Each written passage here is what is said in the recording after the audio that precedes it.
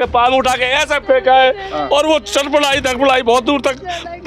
बचाओ कि 2 या 3 बार कई बात इन लोगों ने राक्षसों ने फिर है ना उन्होंने कैमरे से चेक करिए बच गई या मर गई। मेरा तो ये हाल हुआ साहब, बहुत बुरा हाल हुआ साहब। 8 दिन पे जब यो कही मम्मी ये यो कह रहे हैं कि मैंने सुनी है कि जो लड़की से इसका वो चल रहा है अफेयर, वो यो कह रही थी अपनी बीवी को रास्ता से हटा रहा तो ना हटाना तो मैं अपनी जान दूँ। मैं बोल भाई राक्षस ऐसा तो ना कर, तैने कुछ कर दिया तो ऐसे कांप गया वो, एकदम कांप गया।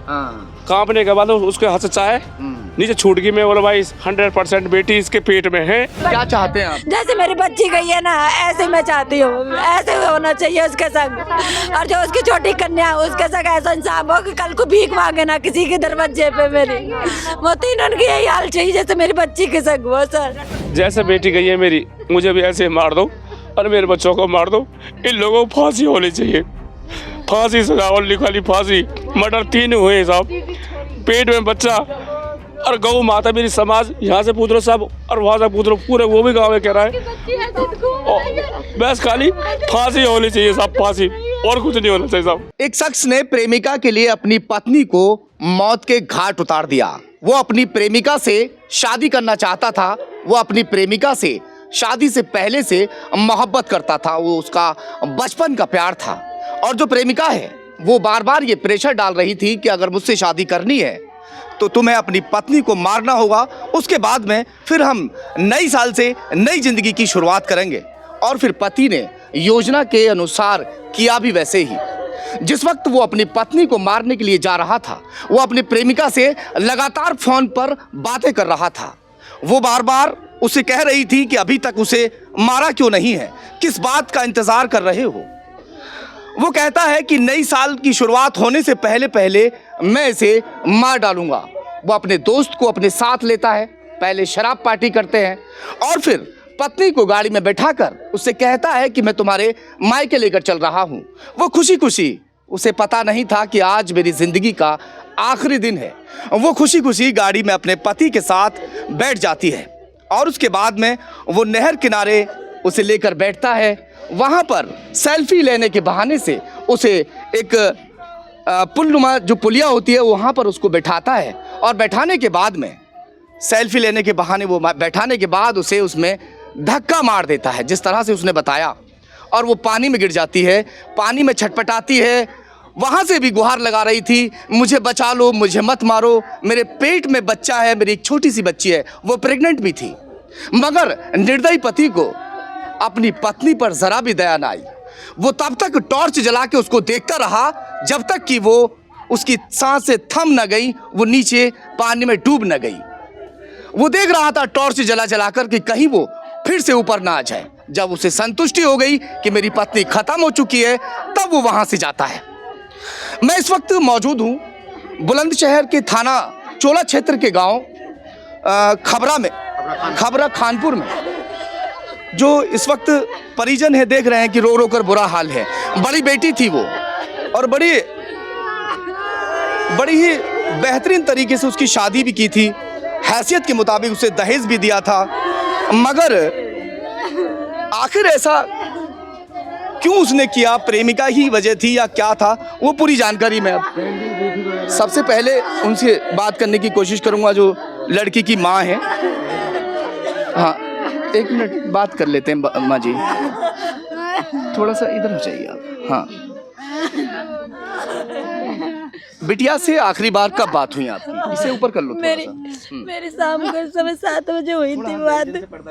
हाँ, 7 बजे शाम को हुई थी बात। वो बोली मम्मी, पहले मेरी 8 दिन हुई पहले बात। हाँ। 8 दिन पे जब यो कही मम्मी ये यो कह रहे हैं कि मैंने सुनी है कि जो लड़की से इसका वो चल रहा है अफेयर, वो यो कह रही थी अपनी बीवी को रास्ता से हटा रहा तो ना हटाना तो मैं अपनी जान दूँ। हाँ, फिर प्रेमिका जो है ये कह रही थी या तो इसको मार दे पत्नी को वरना मैं मर जाऊंगी। हाँ जी, ये बात कही। हाँ, बताइए, आप बताइए। तो मैं इस समय हरियाणा गई हुई थी। मैं बोली बेटा मैं आऊंगी जब तेरे पापा से बात करके जब बताओ कहूंगी मैं। अब उस दिन में आके फिर बोले मम्मी पापा आते तो मैं समझ पापा फिर लड़ाई इसी करने लग जाएंगे आके, तुम एक काम करियो तुम अभी रहने दो, फिर मैं बाद कोई बात हो फिर बताओ। फिर 8 तारीख को बात हुई, फिर यूँ कह रही मम्मी ये कुछ लड़ाई इसी कर रहे हैं मेरे से। मैं बोली सुबह के टाइम में तेरे पापा के संग आऊँगी, पर मैं सर पहुँच नहीं पाई, इतने सुबह के टाइम में खुद ही आ गई यहाँ पे। माँ से वो कह रही थी कि कुछ इस तरीके की बातें चल रही है, ऐसा ना हो कि मेरे साथ में अनहोनी हो जाए, मगर माँ बाप को ये मालूम नहीं था कि वाकई उसको मार दिया जाएगा। पिता हैं ये, थोड़ा देखिए दुख हमें भी बहुत है। बिटिया की जो डेड बॉडी है वो 8 दिन में नहर से बरामद हुई है, वो भी निशानदेही पर। जो उसका पति है वो वहाँ बार बार कह रहा था कि मैंने यहाँ पर मार कर डाला था। आप थोड़ा सा बताइए कि बिटिया की शादी किस गांव में की थी, किसके साथ की थी? साहब मैंने जो शादी हसनपुर वकसमा में की थी, थाना ककोड़के में। हाँ। और शादी 2022 में 3 साल है जाएंगे। और मैंने अपनी हैसियत, जैसे मैं गरीब आदमी देख रहा हूँ मेरी झोपड़ी को, उसके हिसाब से मैं अभी 3 साल में ही उन पैसे को किसी ने लिया दिया उसको निभा पाया हूँ। आज मेरी बच्ची ने मेरा साथ छोड़ दिया, मैं जब उसके लिए जो भी कपड़ा लता हमेशा आते जो बीच में, इससे भी अलग हट के बेटी तेरे पास कुछ पैसे है कि ना है, मैं उसको पैसे में पकड़ चुप, मैं बेटी मैं पकड़ चुप, मम्मी को मत बताना, मम्मी को मत बताना कि कितने तेरे उससे लिए हैं। साहब इन लोगों ने योजनाबद्ध होके सीओ साहब और हमारे एसओ साहब ने मुझे अवगत कराया, क्योंकि मौके पे मैं नहीं था। इनके कई बार रिमाइंड लिए, रिमाइंड के अनुसार इन लोगों ने बच्ची को गांव, तेरे गांव ले चल रहा हूँ, तुझे गांव छोड़ दूंगा, और वहाँ ले जाके इन्होंने कई बार, पुलिस ने भी जो हमारी दबिश दे रही पुलिस, उन्होंने भी कहा भाई गाड़ी कैसे खड़ी है, लड़की को पेशाब करा रहा हूँ, तो बोले कोई बात नहीं है। तो उनके फोटो स्टेट जो बन रहे हैं, जहाँ फोटो लगे हुए हैं सीसीटीवी कैमरा में, हसनपुर सीओ साहब ने बहुत संगीनता से केस को लिया, और लेने के बाद में फिर उन्होंने वहाँ हसनपुर जहाँ बोलते हैं, हसनपुर से लेके और जो और तक और पास के गाँव है जहाँ इन्होंने मर्डर किया लड़की का, मेरी बच्ची का मर्डर किया, वहाँ तक इन लोगों ने फोटो स्टेट लिखा रही है उसकी फोटो, उसके कैमरे की। तो उन्होंने सब डिटेल लिखाने के एससीओ साहब है वो तो हाई लेवल है, तो उन्होंने वहाँ की फोटो स्टेट जहाँ ये जा रहे लोकेशन सब कुछ निकाल के इनको बार बार रिमाइंड पर एक ही बात कही कि यहाँ से गिरी है। अच्छा, ये आपको कैसे शक हुआ? जिस वक्त बिटिया को मार दिया गया था वो जाकर घर आराम से सो गए थे या तुम्हारे पास आए थे सुबह में, वो भी बताइए। और जो उसकी प्रेमिका है वो क्या कह रही थी जिस वक्त इसको मारने के लिए ले जा रहा था? अच्छा, ये 29 तारीख की सुबह, यानी 30 की होगी तारीख, तो सुबह मैं तकरीबन अपने ही घर में बेड पे लेटा हुआ सो रहा हूँ मैं। अब ये 4-5 मुझे है ना जाके सास ससुर लड़की के वो देवर विशाल और ये सब इकट्ठे आए, बोले रंजीत जी के हाँ कि आपकी लड़की सही कहीं निकल गई है। किसी के साथ निकल गई, अकेले निकल गई? नहीं, किसी के साथ कोई ले गया उसको, कोई ले गया। हाँ। यानी कि लड़की जो तुम्हारी वो भाग गई किसी के साथ? हाँ। मैं बोला मैं आज तक मेरी बच्ची अपनी बच्ची जो देखती रही, छोटी सी 12-13 महीना की गुड़िया है। हाँ। मैं कहाँ जाएगी कुछ मुझे तो मैं तो अपने आत्मा ना कह रही रुक जाओ भाई। हाँ। अब मैं बोला चलो ऐसी बात है तो भाई ऐसे समय पे तो उनके संग भी होना मेरा जरूरी है। हाँ। मुझे क्या पता कि राक्षस मेरे घर में आ गया और मुझे तो वो ये कर रहे हैं। मैं उनके साथ गया और साथ जाने के बाद में मैं खुद बैठा वहाँ, मैं तहरीर लिखवाई उनके तरह ही उनके तरह से तहरीर लिखवाई कि बेटी शायद लाए पता है इनके अनुसार। ठीक है, मैं बैठा था, उन्होंने वो तहरीर दी। फिर मैं जैसे रिश्तेदार की वजह से मैं 10-15 आदमी बैठे हुए और भी मेरे संग के, तो मैं बोल चाय बना दो भाई सबके लिए, खाने के बराबर में चाय बनाते हैं बुजुर्ग हुए।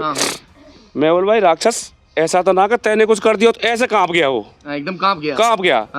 कांपने के बाद उसके हाथ से चाय नीचे छूट गई। मैं बोला भाई 100% बेटी इसके पेट में है और इसके घर वालों के पेट में है, इनको पता है, कहानी बना के लाए। मैंने एसओ साहब से कहा एसओ साहब ऐसा मुझे संज्ञा है इन पे।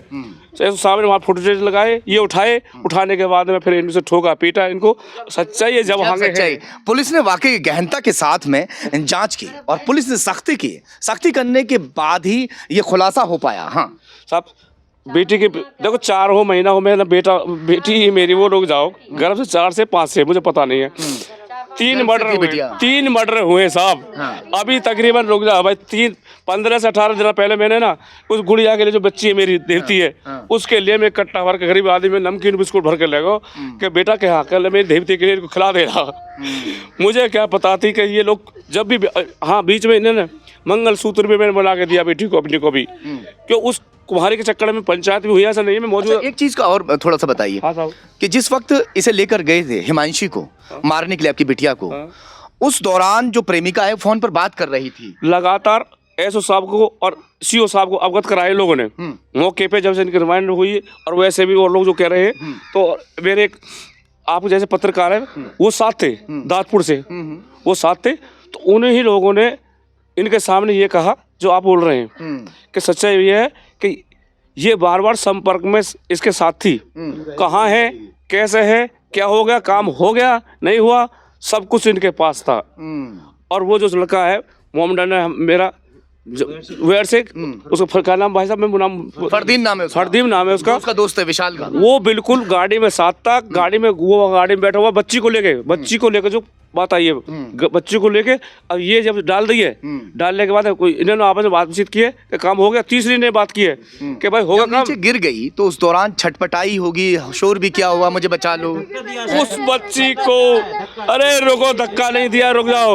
उसको उठा के ऐसे बोला सीओ साहब से कि पाम उठा के ऐसे फेंका है, और वो चटपटाई धकपटाई बहुत दूर तक, बचाओ कि 2 या 3 बार कई बात इन लोगों ने राक्षसों ने फिर है ना एसओसीओ के अनुसार हमारे साहब के उन्होंने कैमरे से चेक करिए, बच गई या मर गई। मेरा तो ये हाल हुआ साहब, बहुत बुरा हाल हुआ साहब।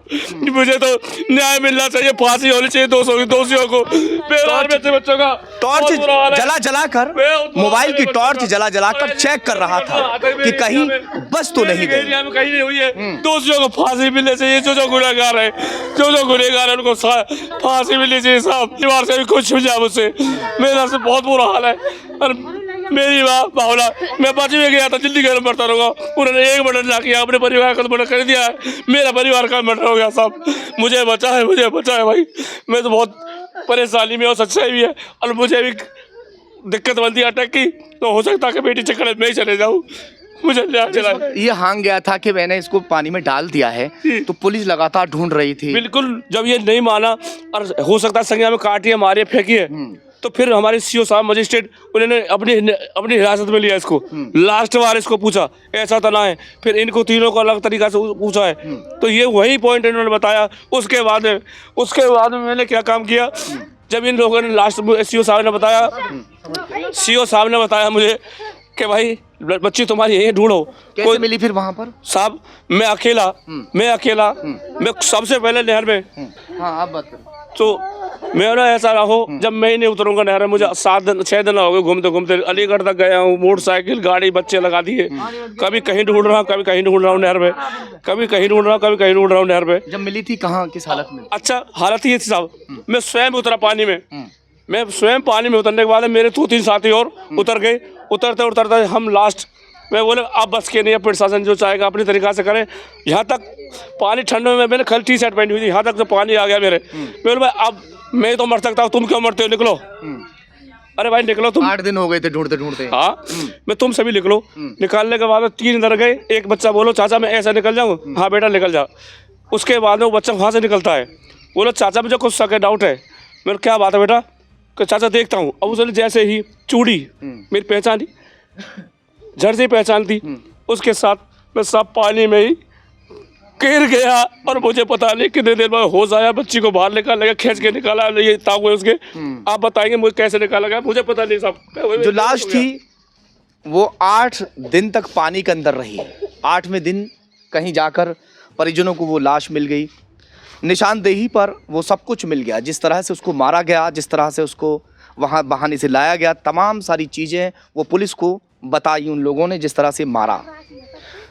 ये थोड़ा सा एक बात और आपसे पूछनी है, बिटिया जब बार बार ये कह रही थी मेरे साथ अनहोनी हो सकती है, जो प्रेमिका है वो दबाव डाल रही है कि शादी जो है मुझे जब करूँगी जब इसे मार दोगे, तो बिटिया को घर बुला लेती। मैंने बुला ली थी उसे, फिर उसके नंद को शादी थी 6 तारीख को, है ना। अब वो बोली कि मौसी इसे भेज दो। फिर शनिवार को फ़ोन, जब शादी हो गई तो शनिवार को फ़ोन आया कि मम्मी मैं नई साल पे आऊँगी। मैं बोली ठीक है बेटा, तेरे पापा भी कह रहे तो आ जाइयो। इतने बुढ़िया को फ़ोन आ जा उसके कि नहीं शनिवार को ना, और क्या नाम है सोमवार को भेज देंगे हम। मैं बोली कि बेटा सोमवार को कह रही है। फिर वो अपनी बेटी को कहने लग गई मम्मी मेरी बेटी को ले जाओ, मम्मी मेरी बेटी को ले जाओ, बाहर रख। क्या इस हत्या में शामिल परिवार के और भी लोग हैं या तीनों ये लोग थे? बुढ़िया की कोई वो नहीं, बुढ़िया यो कह रही कि कोई बात है, इसके पेट में 2, 4, 5 महीना को, तो ऐसा ज़्यादा वहाँ अच्छा ना लगेगा रखना। तो एक काम करो, तुम लड़की को जब कह रही है अपने नातिन को तो उसे ले जाओ, बेटी को। अब वो कह रही मम्मी तुम बेटी ले जी। मैंने कहा ठीक है, तुम्हारे भैया भेज अच्छा दूंगी। एक बात और बताइए, कभी ये डिमांड भी कुछ करते थे कि भाई हमें कोई हाँ, दहेज वहेज? दहेज को भी खूब करी थे। अभी इसके बहन की शादी हुई तो 1 लाख 1.5 लाख रुपए इसके शादी को कितना समय हो गया बिटिया की? 3 साल हो जाएगी। 3 साल? हाँ जी। इन 3 सालों में कितनी बार उसे टॉर्चर किया गया होगा? इसे 2-3 बार करते और गाँव के भी गए थे। पंचायत भी हुई थी? हाँ जी, पंचायत भी हुई थी। चलिए खैर, मुझे पता ही कि मेरे कतई जान से मार देगा सर मेरे बेटे। ये मालूम नहीं था कि जो विशाल जिसके साथ में हिमांशी की शादी ये लोग कर रहे हैं, क्योंकि जो विशाल है वो भी घर का इकलौता था, 4 बहनों का इकलौता भाई वो था।